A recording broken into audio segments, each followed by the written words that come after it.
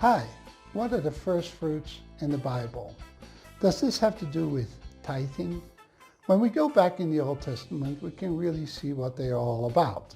Then there is a great illustration given right when the children of Israel took the land. Watch this video to the end.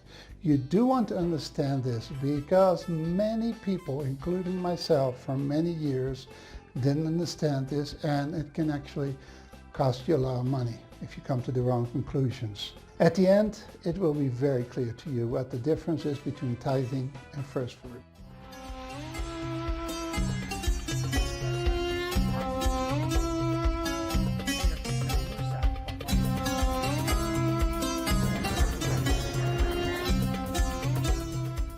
The city of Jericho is one of the oldest, if not the oldest cities in the world. It's actually the lowest city in the world too. It's more than 1,000 feet below sea level. Now that's quite something to admit to, because I'm from Holland and the majority of Holland is below sea level, but nothing like Jericho. Jerusalem is on top of a mountain range, and within 20 miles west of there you can travel down the mountain to Jericho. When you go downhill, the temperature gets much warmer. Just think about high mountains. That's where they have snow and ice. So many of the rich Sadducees would have a second home in Jericho. The temperature was so much better. Believe it or not, but Jerusalem can be quite cold. I was surprised at this. Now, when the children of Israel took the land of Canaan, they first came to the city of Jericho. God asked them to march around the city for 6 days, and then the seventh day to march around it 7 times.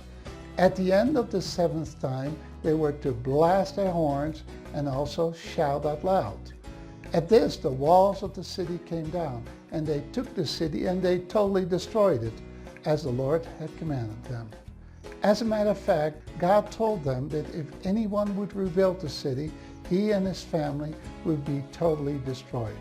This actually happened during the reign of Ahab. You can read about it in 1 Kings 16, verse 34. There was a man named Hiel who went to rebuild Jericho. He took the city for himself. It belonged to God, however, not to him. He and his whole family perished. The city did stay around then, and it still exists. I've been there. Here I am, riding a camel there. Poor camel. The principle that this story illustrates is that of first fruits. The Hebrews had no idea how God was going to give the land to them, but the first fruits they totally gave up to God, 100%. Now, what is the difference between a tithe and the first fruits? The tithe is a whole topic by itself, and there are actually 3 tithes, which would equal about 23 1/3%. But for simplicity's sake in this video, let's make it just one tithe, 10%. For illustration, someone would earn $1,000 a week for 5 years. The tithe of the amount would be $100 a week. You would give that to the ones who train you spiritually, like a pastor.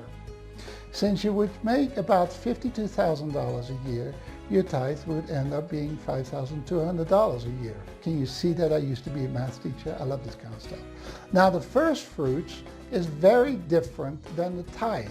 With the first fruits, you would give your entire first paycheck, which in this case would be the entire $1,000, the first paycheck, but you would only give that one time.